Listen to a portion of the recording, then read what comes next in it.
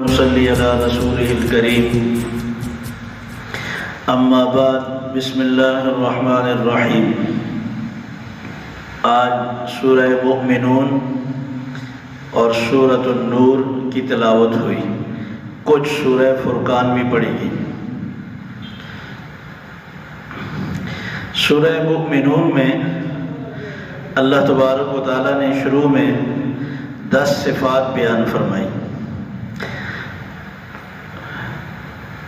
اور ان صفات کے بیان کرنے کے بعد فرمایا کہ جن میں یہ صفات پائی جائیں گی اولئک هم الوارثون الذین یرثون الفردوس هم فیہا خالدون، یہ لوگ ہیں جنت الفردوس کے وارث جن میں یہ صفات ہوں گی۔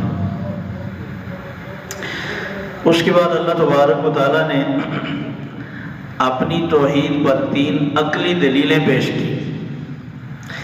پہلی دلیل تو فرمایا کہ وَلَقَدْ خَلَقْنَا الْإِنسَانَ مِنْ سُلَالَةٍ مِّن طِينٍ، کہ دیکھو ہم نے انسان کی تخلیق کس طرح کی،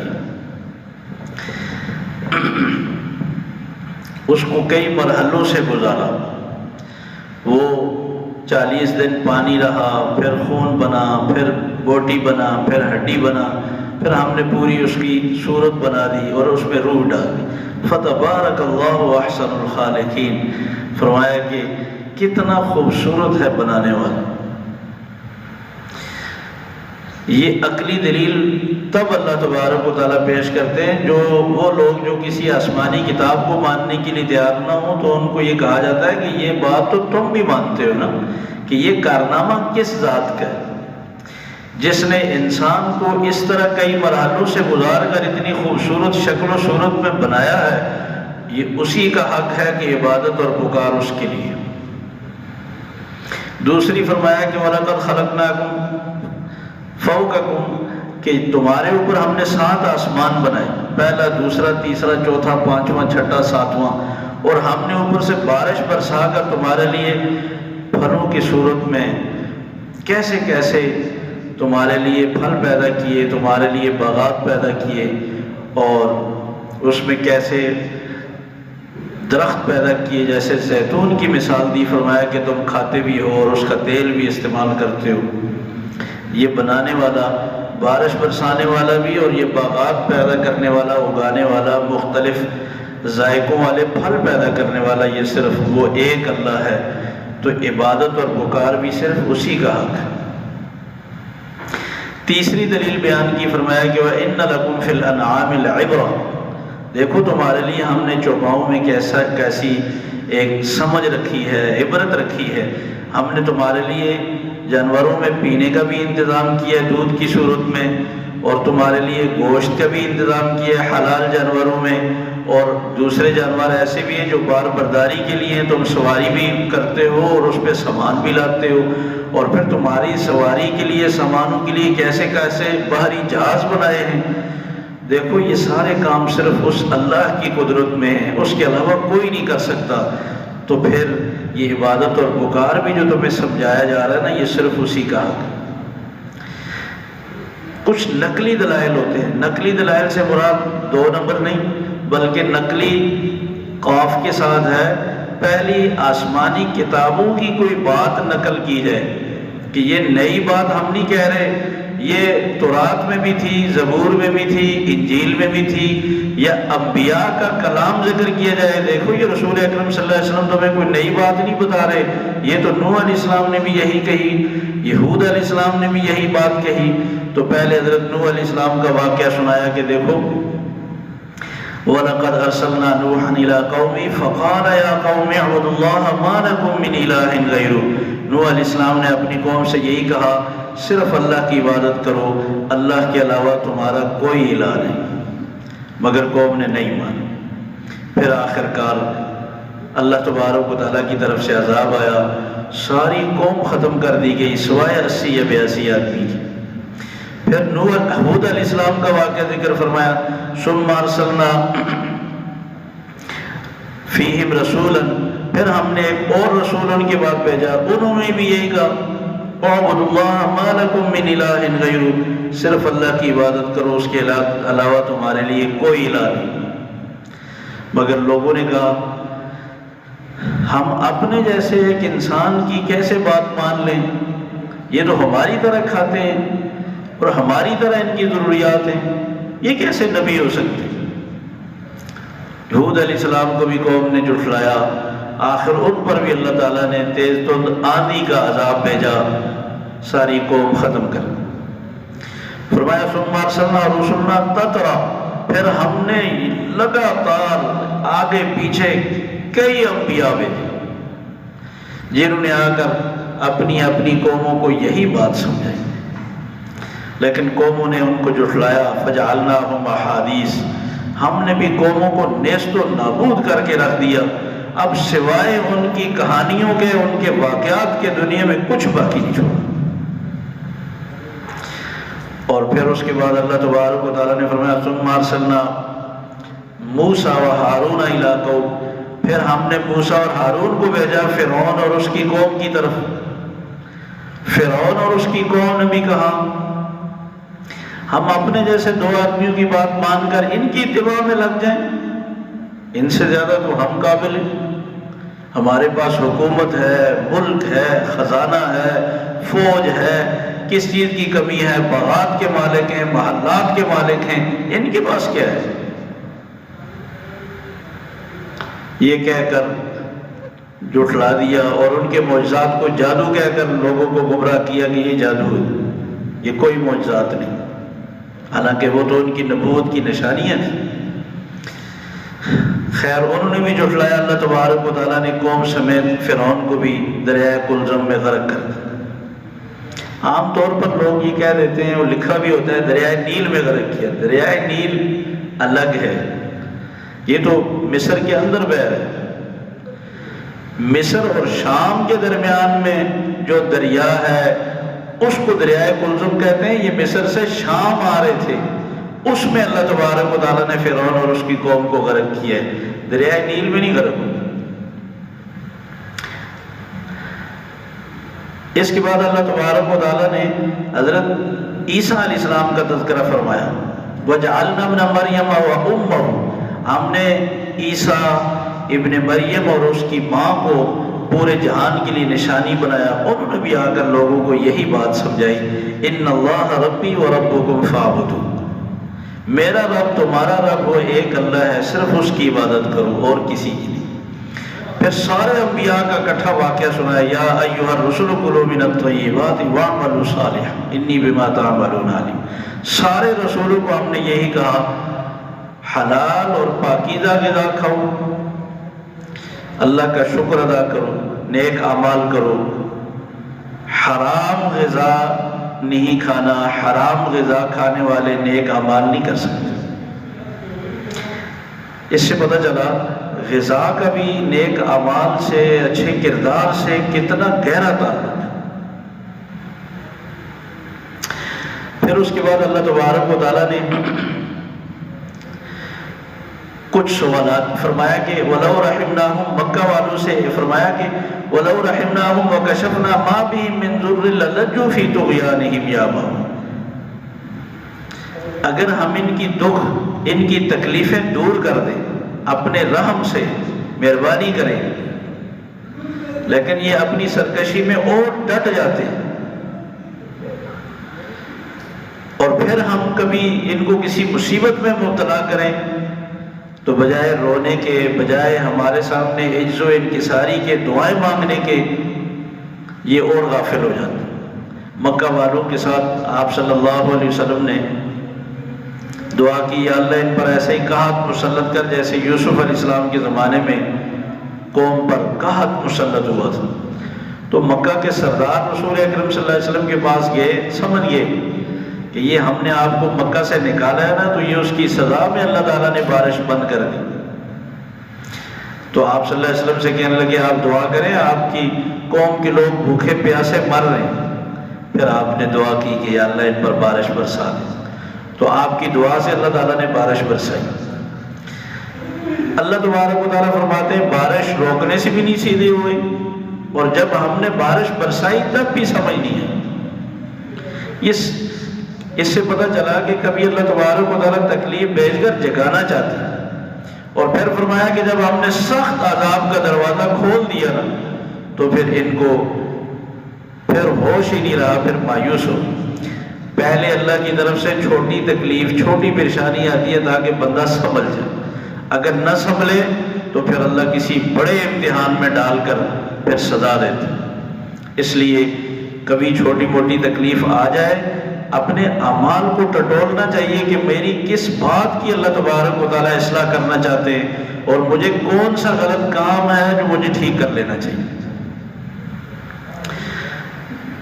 3 سوالات کی اللہ تبارک و تعالیٰ نے اہل مکہ سے. یہ بتاؤ یہ آسمان و زمین کے یہ خزانے کس کے ہیں؟ مکہ والے بھی کہنے لگے سیقولون للہ کہ یہ اللہ کی، اللہ ہی مالک ہے. تو فرمایا فلا تذکرون، پھر تم جو تمہیں نصیحت کی جا رہی ہے اس کو قبول کیوں نہیں کرتے؟ فرمایا کہ یہ قل من رب السماوات السبع و رب العرش العظیم، یہ 7 آسمانوں کا رب کون ہے، عرش عظیم کا رب کون ہے؟ سیقولون للہ. تو یہ جواب میں یہی کہیں گے کہ اللہ. تو قل افلا تتقون، تو پھر ڈرتے کیوں نہیں ہو؟ تیسرا فرمایا کہ قل من بیدہ ملکوت کل شیء، یہ بتاؤ کہ یہ ساری چیزوں پہ قبضہ اور بادشاہت کس کی ہے؟ وَهُوَ يُجِيرُ وَلَا يُجَارُ عَلَيْهِ، وہ جس کو چاہے پناہ دے دے لیکن اس کے مقابلے میں کوئی کسی کو پناہ نہیں دے سکتا. سَيَقُولُونَ لِلَّهِ قُلْ فَأَنَّىٰ تُسْحَرُونَ، یہ جواب میں کہیں گے کہ یہ اللہ ہی ہے جس کی حفاظت کرے کوئی نہیں چھیڑ سکتا، اور جس کی اللہ تبارک و تعالیٰ حفاظت نہ کرے، اللہ اس کو سزا دے تو کوئی حفاظت نہیں کر سکتا. تو فرمایا کہ جب تم مانتے ہو تو پھر تم پر کہاں سے جادو ہو جاتا ہے کہ جو تمہیں بتایا جا رہا ہے اس کو مانتے کیوں نہیں؟ پھر یہ بات سمجھائی کہ دیکھو کائنات میں ایک الہ ہے، اگر 2 ہوتے نا تو پھر دونوں کے فیصلے آپس میں ٹکرا جاتے. ایک کہتا ہے کہ یہ ہونا چاہیے، دوسرا کہتا ہے کہ یہ ہونا چاہیے. ایک کہتا ہے کہ یہ بیمار ہو، دوسرا کہتا ہے نہیں اس کو میں صحت دوں گا. ایک کہتا ہے اس کو اولاد ملنی چاہیے، دوسرا کہتا ہے نہیں اس کو نہیں ملنی چاہیے. تو یہ کائنات کا نظام درم برم ہو جاتا ہے. یہ نظام کا صحیح سلامت محفوظ ہونا یہ اس رب کے ایک ہونے کی نشانی ہے. فرمایا کہ دیکھو آخرت میں تمہارے اعمال تولے جائیں گے. جس کے نیک اعمال وزنی ہوئے، بھاری ہوئے، وہ تو کامیاب ہے. جس کے نیک اعمال کم اور گناہ زیادہ ہوئے فَأُولَٰئِكَ هُمُ الْخَاسِرُونَ، وہ گھاٹے اور نقصان والے. اللہ تبارک و تعالیٰ آخرت میں فرمائیں گے کچھ لوگوں کو دیکھو میرے احکامات تمہیں سنائے جا رہے تھے تم مانتے نہیں تھے، انکار کرتے تھے. تو وہ کہیں گے غلبت علینا شقوتنا وکنا قوما ظالمین، بس ہماری بدبختی ہم پہ غالب آئی، ہم اس وقت ماننے کے لیے کسی صورت تیار نہیں ہوئے. یا اللہ ہم مانتے ہیں کہ ہم گمراہ تھے لیکن ربنا اخرجنا منہا فإن عدنا فإنا ظالمون، اب ہمیں اس عذاب سے نکالیں، اب اس کے بعد ہم تیری کوئی نافرمانی نہیں کریں گے. لیکن جواب میں اللہ تبارک و تعالیٰ فرمائیں گے اخسئوا فیہا ولا تکلمون، دفع ہو جاؤ، مجھ سے بات نہیں کرنا. اللہ تبارک و تعالیٰ نے انسان کو سمجھانے کے لیے 1 لاکھ سے زیادہ انبیاء علیہ السلام کو بھیجا، صرف یہ بات وحدانیت سمجھانے کے لیے کہ اللہ ایک. قرآن مجید اور دوسری آسمانی کتابیں بھیجی، کیا کیا انسان کو سمجھانے کے لیے انتظامات کیے.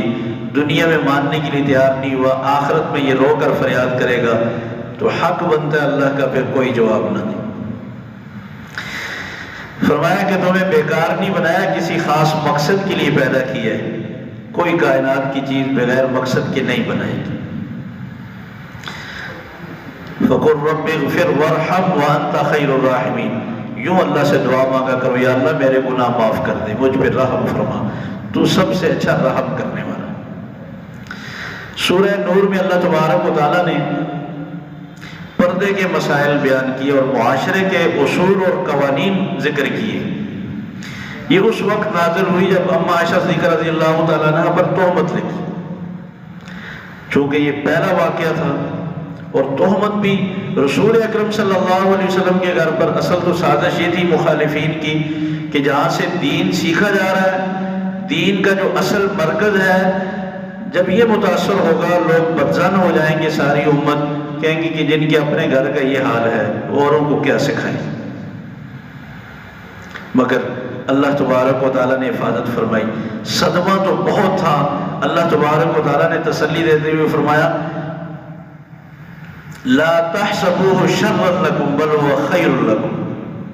اتنی بڑی تہمت، اتنا بڑا حادثہ یہ تمہارے لیے برا نہیں ہے، بہتر ہے۔ کیا اللہ کی حکمتیں دیکھیں۔ اگر رسول اکرم صلی اللہ علیہ وسلم کے زمانے میں تہمت نہ لگتی، آپ کی دنیا سے جانے کے بعد لگتی، ساری امت شک میں مبتلا ہو جاتی۔ کون اطمینان دلاتا؟ رسول اکرم صلی اللہ علیہ وسلم کے زمانے میں یہ تہمت لگی، خود اللہ نے صفائی دی۔ کسی انسان کی بات پر انسان یقین کرنے کے لیے تیار نہ ہوتا، نبی کے علاوہ تو کوئی ایسا ہے ہی نہیں نا جو بے مثال ہو۔ خود اللہ نے جب فرمایا کہ اے نبی، جس طرح آپ پاک دامن ہیں، آپ کے نکاح میں آنے والی ساری عورتیں آپ کی طرح پاک دامن ہیں، آپ شک نہ کریں۔ الخبیثات للخبیثین والخبیثون للخبیثات والطیبات للطیبین والطیبون للطیبات۔ خبیث عورتیں خبیث مردوں کے لیے ہوتی ہیں، پاکیزہ عورتیں پاکیزہ مردوں کے لیے ہوتی ہیں۔ آپ پاکیزہ ہیں تو آپ کے نکاح میں غلط عورت آ کیسے سکتی ہے؟ سبحان اللہ، ایسی تسلی دی۔ اور پھر یہی نہیں، پھر ساتھ فرمایا کہ تحسبوہ ہینا وہو عند اللہ عظیم۔ مسلمانوں سے کہا تم اس کو معمولی سمجھتے ہو، اللہ کے ہاں یہ بہت بڑا حادثہ ہے۔ سبحانک ھذا بہتان عظیم۔ تمہیں تو سوچنے کے بغیر ہی سنتے ہی کہہ دینا چاہیے تھا کہ یہ بہت بڑا بہتان ہو سکتا ہے۔ نبی کے گھر میں، نبی کے خاندان میں ایسا تصور بھی نہیں ہو سکتا۔ یہ ہر مسلمان کا یہ ایمان اور یہ عقیدہ ہونا چاہیے۔ کچھ جگہ ہوتی ہیں جہاں انسان کسی دلیل کی انتظار کرتا ہے۔ اما عائشہ صدیقہ رضی اللہ تعالیٰ عنہ کو جب رسول اکرم صلی اللہ علیہ وسلم نے فرمایا میں تمہیں ایک بات بتا رہا ہوں، خود فیصلہ نہ کرنا، ابا سے مشورہ کرنا، وہ حیران ہو گئی، یہ کون سی بات بتانے لگے؟ پھر آپ نے فرمایا خود فیصلہ نہ کرنا، ابا سے مشورہ کر کے فیصلہ کرنا۔ تو اما عائشہ صدیقہ رضی اللہ تعالیٰ عنہ نے عرض کی یا رسول اللہ بتائیں تو صحیح وہ بات کیا ہے؟ فرمایا اللہ کی طرف سے تمہیں اختیار ملا ہے، چاہو میرے ساتھ رہو، سب بیویوں کو کہا، چاہے تو تم علیحدگی اختیار کر لو، اللہ نے حکم دیا ہے کہ آپ خوشی سے ان کو علیحدگی کا فیصلہ کر دیں۔ اما عائشہ صدیقہ رضی اللہ تعالیٰ عنہ نے عرض کی کہ یا رسول اللہ مشورے کی کوئی بات ہوتی ہے، مجھے کوئی مشورے کی ضرورت نہیں ابا سے یا کسی اور سے، میرا پہلے دن سے فیصلہ ہے کہ زندگی گزارنی ہے تو آپ کے ساتھ گزارنی، غربت ہو یا مال ہو، میں دنیا میں بھی آپ کے حرم میں جینا چاہتی ہوں اور موت کے بعد میں بھی جنت میں آپ کے حرم میں رہنا چاہتی ہوں۔ ایسا فیصلہ ہونا چاہیے۔ کوئی تقریباً 10-11 آیات اللہ تبارک و تعالیٰ نے اما عائشہ صدیقہ رضی اللہ تعالیٰ عنہ کی صفائی میں پیش کی۔ ایک مہینے تک رسول اکرم صلی اللہ علیہ وسلم پریشان رہے۔ جب یہ آیات نازل ہوئی تو آپ کا چہرہ کھل گیا خوشی سے کہ الحمدللہ دشمن کی اڑائی ہوئی بات میرے رب نے رد کر دی ہے، اب کسی کو اس میں کوئی شک نہیں رہے۔ پھر اللہ تبارک و تعالیٰ نے پورے معاشرے، پوری امت کے لیے کچھ ضابطے بیان فرمائے کہ کوئی آدمی بغیر اجازت کسی کے گھر میں داخل نہ ہو، چاہے وہ کتنا قریبی رشتہ داری کیوں نہ ہو، پہلے اجازت لو، سلام کرو، پھر داخل ہو، اور اگر اجازت نہ ملے واپس چلے جاؤ، کوئی بات نہیں۔ ہاں اگر کوئی رہائشی گھر نہیں ہے، جیسے ایئرپورٹ ہے، کوئی بس اڈا ہے، وہاں کوئی سلام کی ضرورت نہیں، اجازت کی، جاؤ، سب کو اجازت ہے۔ اور فرمایا کہ دوسرا ضابطہ بیان فرمایا کہ ایمان والے مردوں کو بھی چاہیے اپنی نگاہوں کی حفاظت کریں، عورتوں کو بھی چاہیے کہ اپنی نگاہوں کی حفاظت کریں۔ یہ دل صاف ہو، کہتے ہیں کہ یہ تو آنکھوں کی حفاظت یا پردہ وہ کرے جن کے دل میلے ہوں، یہ تشریح پتہ نہیں کہاں سے نکالی۔ صحابہ کو اللہ نے پابند کیا ہے، جن کے دلوں کی گواہی خود اللہ نے دی ہے۔ ہمارے دلوں کی گواہی کس نے دے دی؟ پردے سے کوئی بھی مستثنا نہیں۔ یہ بہت اعلیٰ بات ہے کہ دل صاف ہونا چاہیے، لیکن پردے کی پابندی پھر بھی ضروری ہے۔ اور عورتوں کے وہ رشتے ذکر کیے جن کے سامنے وہ بغیر پردے بغیر برقعے کے جا سکتی ہیں، فرمایا ان کے علاوہ تمہیں پردہ کرنا چاہیے۔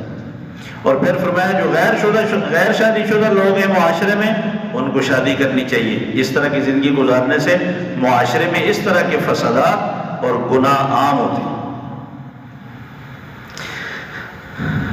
اور پھر یہ بھی ارشاد فرمایا کہ جو تمہاری نوکرانیاں ہیں، گھر میں کام کرنے والی عورتیں ہیں، لونڈیاں ہیں، وہ بھی 3 اوقات میں بغیر اجازت کے تمہارے کمروں میں نہیں آ سکتی۔ جو 3 اوقات تمہارے سونے کے، آرام کرنے کے، صبح فجر سے پہلے، ظہر کے وقت اور رات عشاء کے بعد۔ اور فرمایا جو تمہارے نابالغ بچے گھروں میں، ان کو بھی بغیر اجازت کے اندر نہیں آنا چاہیے۔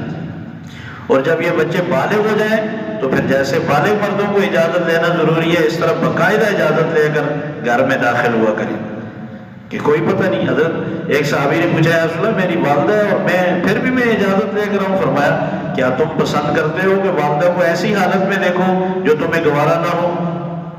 تو کتنا ہی اچھا ہوگا کہ تم پہلے اپنی آہٹ دو، سلام کرو، پھر والدہ تمہارے لیے دروازہ کھولے، اجازت دے، پھر جب اندر داخل ہو۔ اور پھر فرمایا کہ دیکھو وہ عورتیں جو بڑھاپے میں پہنچ گئی ہیں، ان کے نکاح کی کوئی امید نہیں ہے اور نہ وہ نکاح کی خواہش مند ہے، ایسی عورتیں اگر برقع نہ اوڑھیں، بڑی چادر نہ بھی اوڑھیں تو کوئی بات نہیں، لیکن وہ زیب و زینت کا اظہار نہ کریں۔ اگر زیب و زینت کا اظہار کرنا ہے تو پھر ان کے لیے بھی بہتر ہے کہ وہ پردہ کریں۔ اور 3 دلیلیں اللہ تبارک و تعالیٰ نے اپنی عقلی توحید پر ذکر کی۔ فرمایا دیکھو ایک پانی کے قطرے سے ہم نے کچھ مخلوقات ایسے پیدا کی ہے جو سینے پہ دوڑتی ہے جیسے سانپ ہے، اور کچھ ایسی مخلوقات پیدا کی ہے جو 2 ٹانگوں پہ چلتی ہے، اور کچھ ایسے جانور ہیں جو 4 ٹانگوں پہ چلتے ہیں، لیکن پیدا سب ایک قطرے سے ہوئی۔ اور فرمایا دیکھو دوسری دلیل یہ ہے کہ یہ بخارات کی صورت میں بادل اٹھتے ہیں، اللہ ہنکا کر ایک جگہ اکٹھے کرتے ہیں، اوپر طے بطے کر کے پھر جتنی بارش برسانی ہوتی ہے برساتے ہیں، باقی پانی کو محفوظ کر دیتے ہیں۔ یہ صرف اللہ کا کام ہے، اللہ کے علاوہ کوئی نہیں کر سکتا۔ فرمایا پوری کائنات میں انسانوں کے علاوہ بھی ہر چیز، چاہے وہ پرندے ہوں، درخت ہوں، ہر چیز اللہ کی عبادت اور تسبیح کرتی ہے۔ اس کو پتہ ہے کہ اس کو اللہ کی عبادت کیسے کرنی چاہیے، اور اللہ بھی اس کی عبادت کو جانتا ہے۔ یہ صرف اللہ ہی سب کی عبادت کو جان سکتا ہے، اللہ کے علاوہ کوئی نہیں جان سکتا۔ لہٰذا عبادت اور پکار کے لائق صرف اللہ کی ذات ہے۔ اللہ ہمیں صحیح سمجھنے کی، عمل کی توفیق نصیب فرمائے۔